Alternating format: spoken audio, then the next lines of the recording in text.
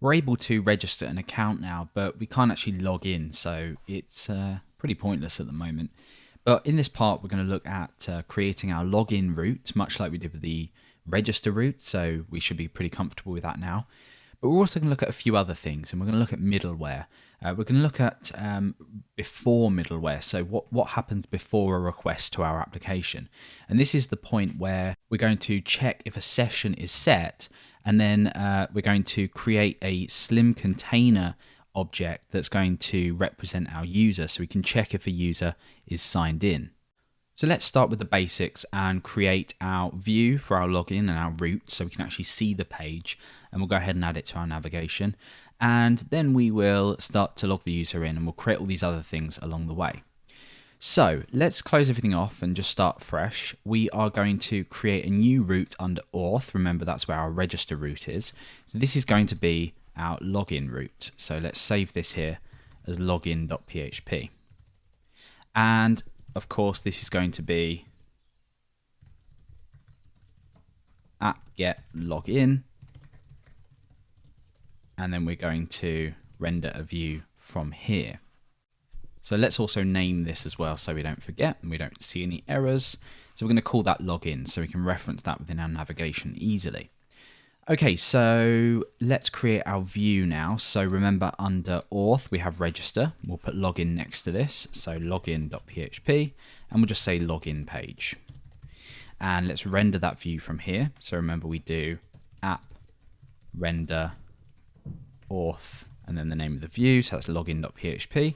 So now when we visit login, of course we need to add it to our routes file just here. So let's add that in there.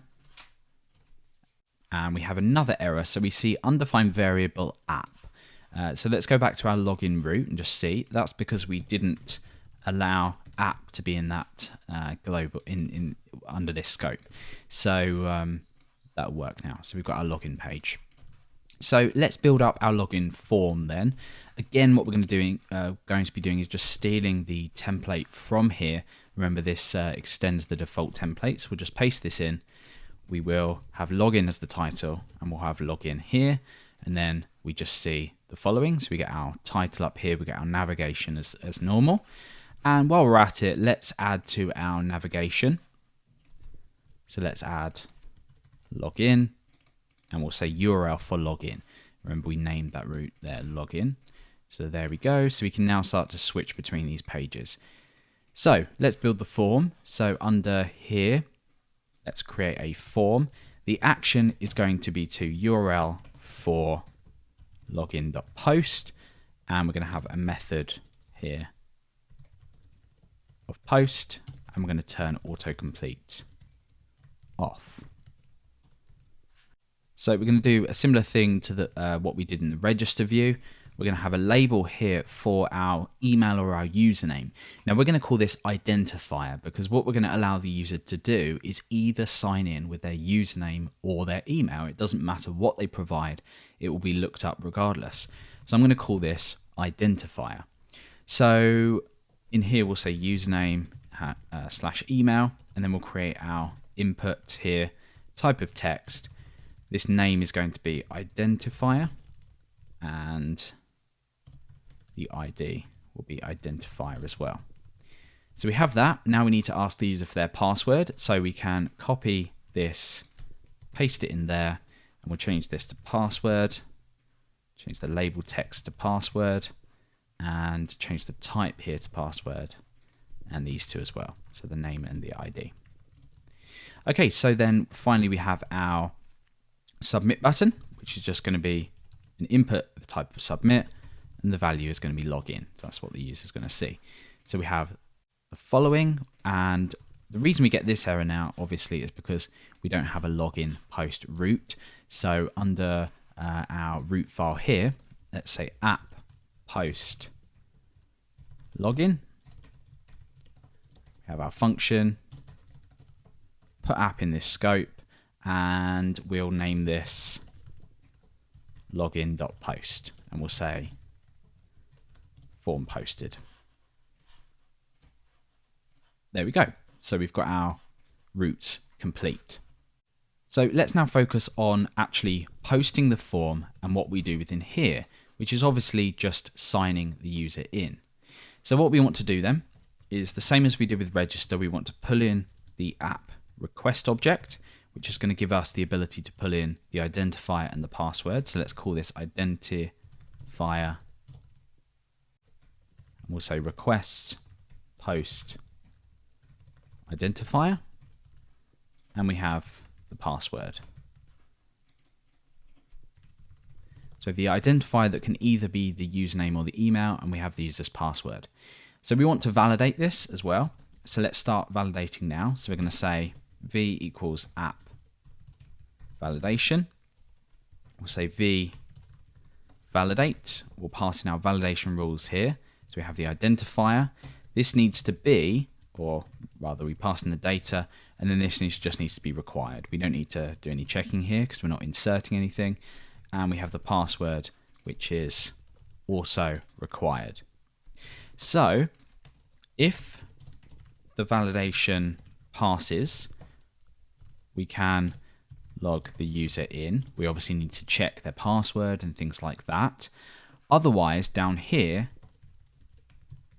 we want to render auth login. We want to pass in our errors again. So we pass errors through manually. And we want to pass in the request object as well, so we can grab the data that they've previously submitted. We don't have to add this to the form, but we can if we want, as long as we have request passed to our view.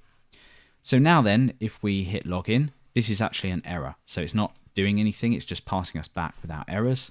So now let's update our view to actually give us them errors. So we do exactly the same thing as we did for registration. We say if errors first identifier, and we end that if there, and then we output errors first identifier. So let's check this. There we go. Identifier is required, and we can do the same thing for the password as well.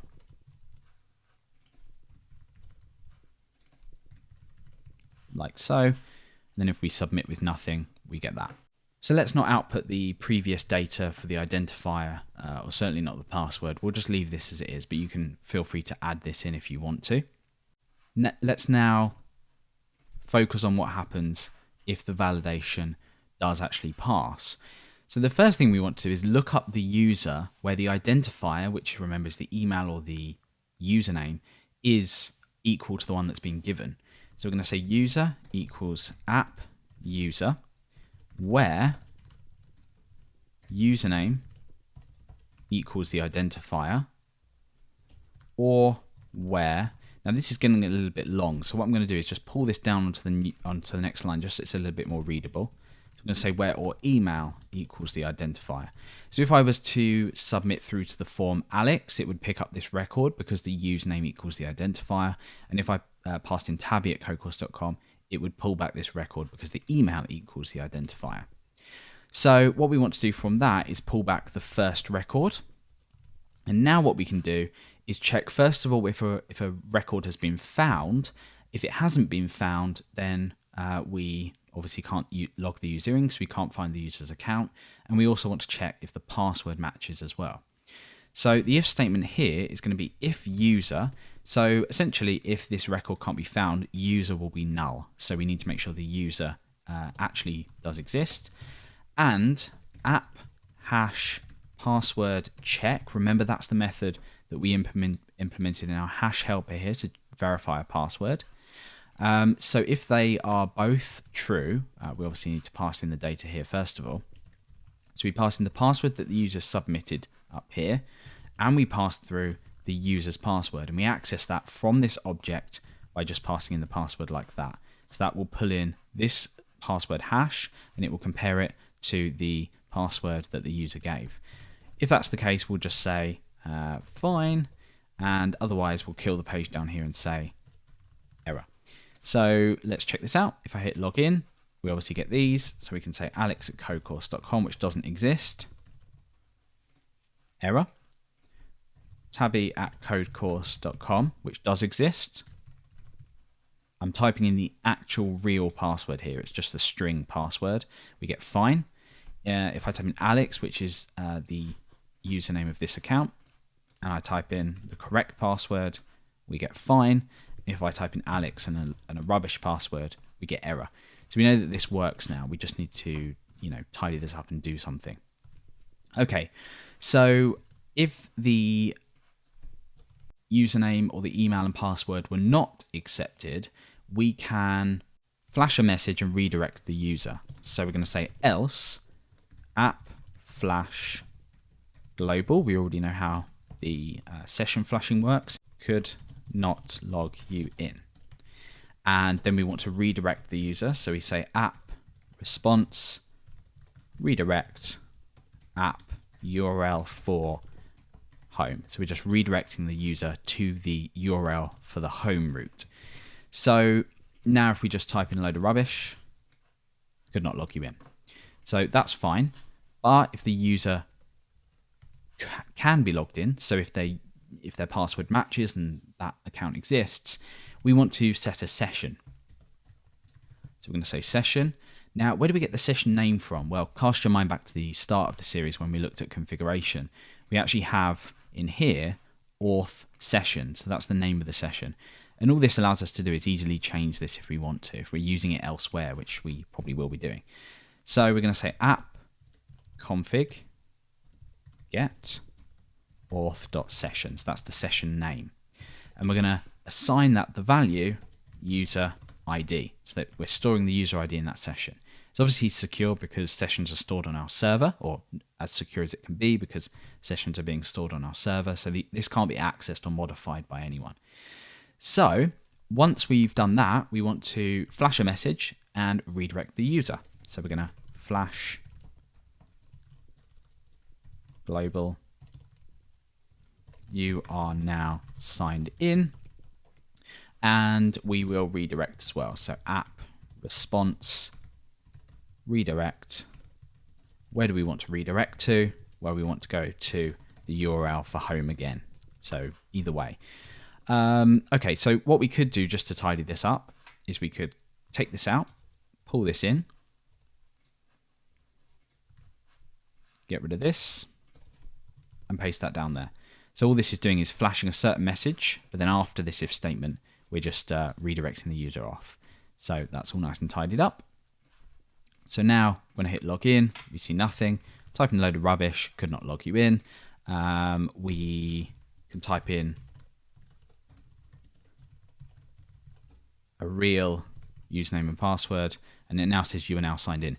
However, I've just noticed we're redirecting back to the home page when what we should really be doing is redirecting back to the login page. So let's just change that in there. There we go. Looks a lot nicer. Perfect. Okay, so now that we've done that then, we are actually setting a session. So let's just pull up our developer tools and go over to resources and over to cookies, localhost. We have PHP session ID. So this is the session ID for the current session we're using. This will be initiated when we do session start in start.php, which we've already done. But we know that we are setting a session anyway. So we're now actually technically logged in, but we're not doing anything about being logged in. So this is where things get a little bit more difficult in terms to understand if you're not familiar with middleware. So the middleware that we're going to be creating is going to be executed before every request to the application.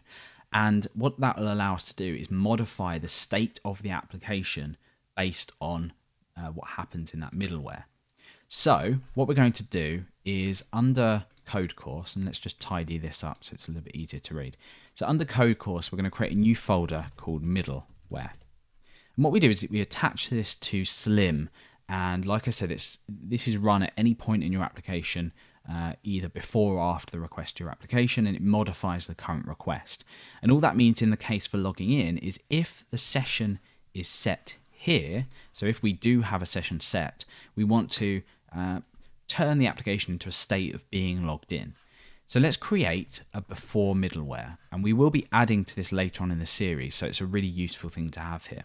So we're going to call this before middleware.php, and we're going to namespace this under code course middleware. And if this doesn't make sense at all, it will do at some point. So we're going to say class before middleware.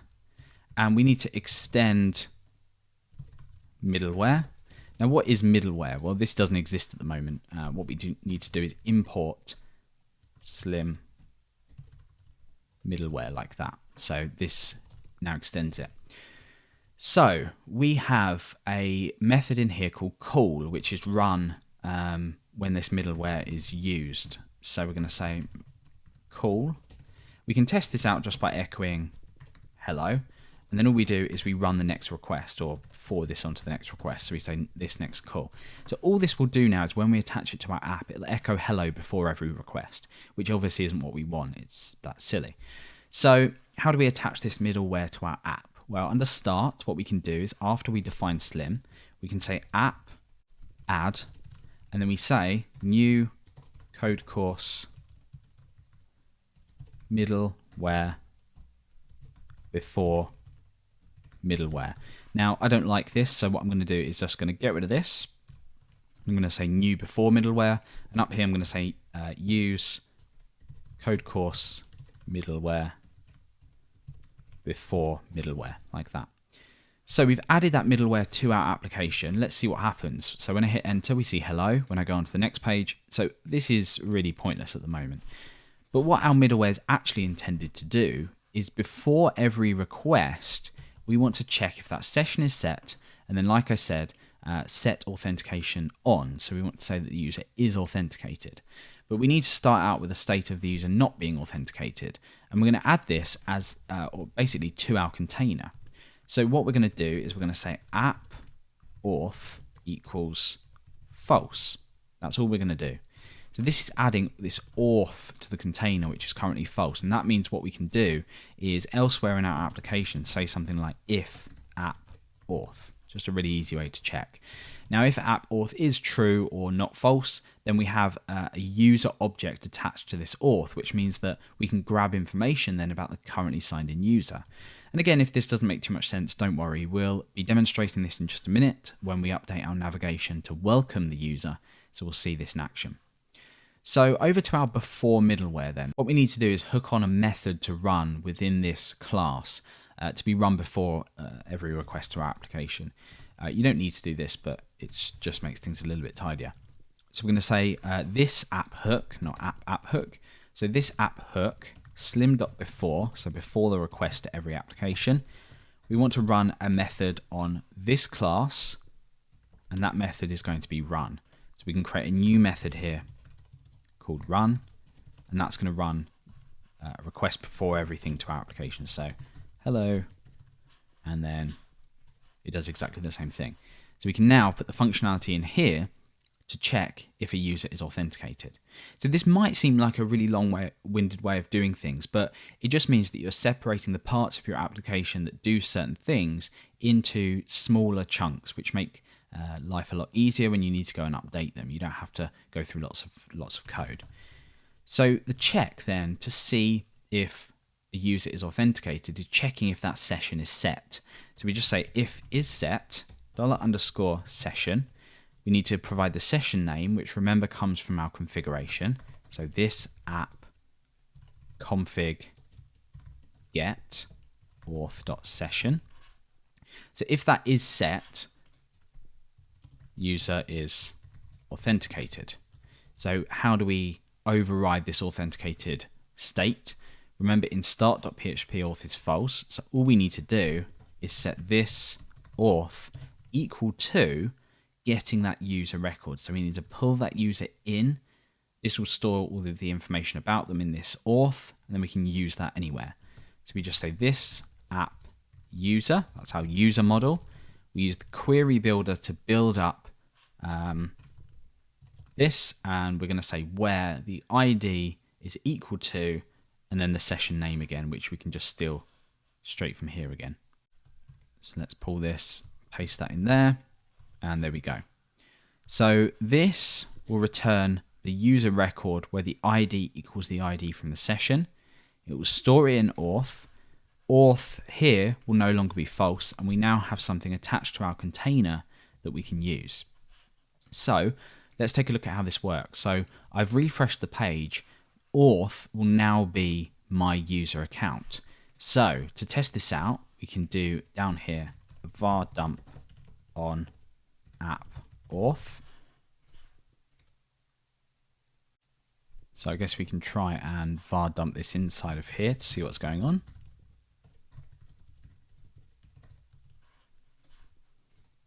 Okay, so that seems to be working there. We're getting that out. Oh, of course. So the reason this isn't working is inside of start, we're doing this just here. And this is before the app is run. Now the app is run at the point when we hit index.php here. So the only option we have just to test this out very quickly is to say app auth here, because run will run that middleware in the order that we need. So now we see the following. So we've got this at the bottom of the page. We've got our user out there. So what we could do is we could say app author username. And this isn't going to work, and we'll see why. So undefined property. And in before middleware, what we're doing is we're pulling in this record, but we're not grabbing the first record. So if we just add that in, that will pull back the first record. So we now see string Alex, we're signed in as Alex. So after all that, then hopefully that will make sense now. It's always a little tricky to try and understand these things, let alone debug them, but we're now good to go. What we can do now is start to update things, and we're going to start with the navigation. So under views, partials, navigation, if the user is signed in, we do not want to show register and login because they don't need to log in and they don't need to register. So how do we know if the user is signed in or not? Well, ideally what we want to do is something like the following. If auth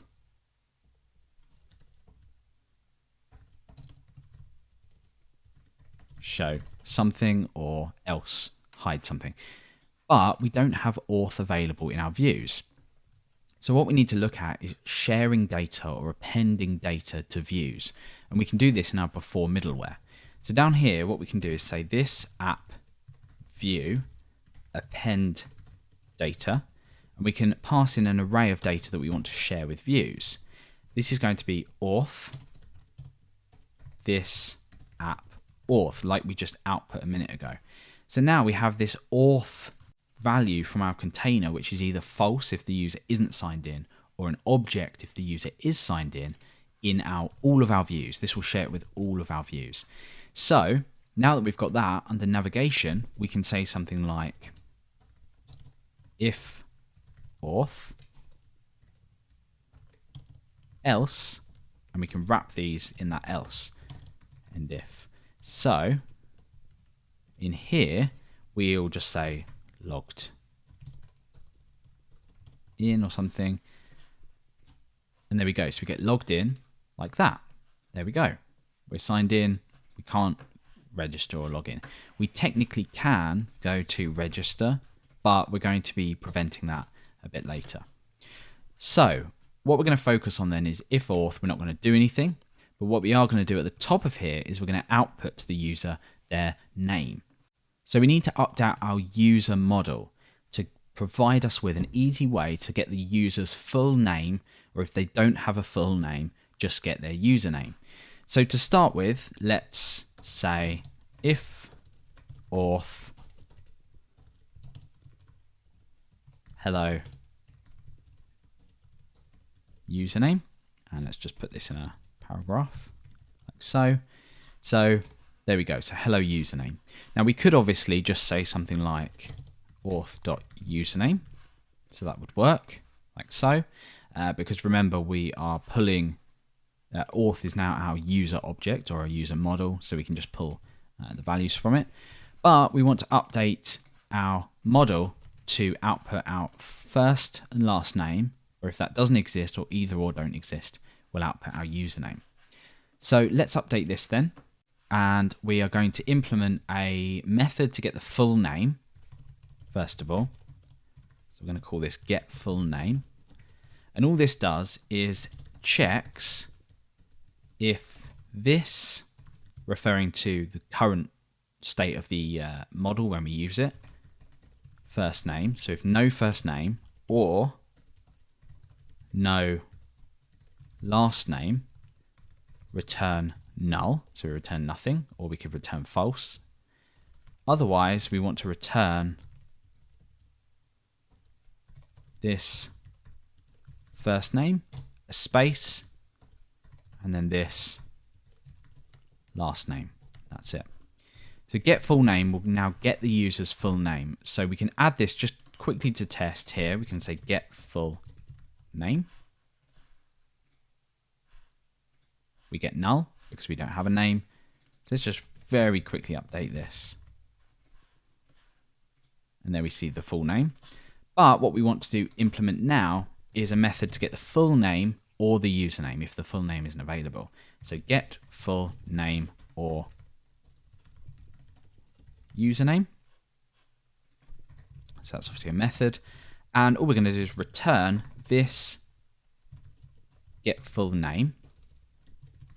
Now, if the full name doesn't exist, well, we return null, which is what we're doing if it doesn't exist, then we're going to output this username.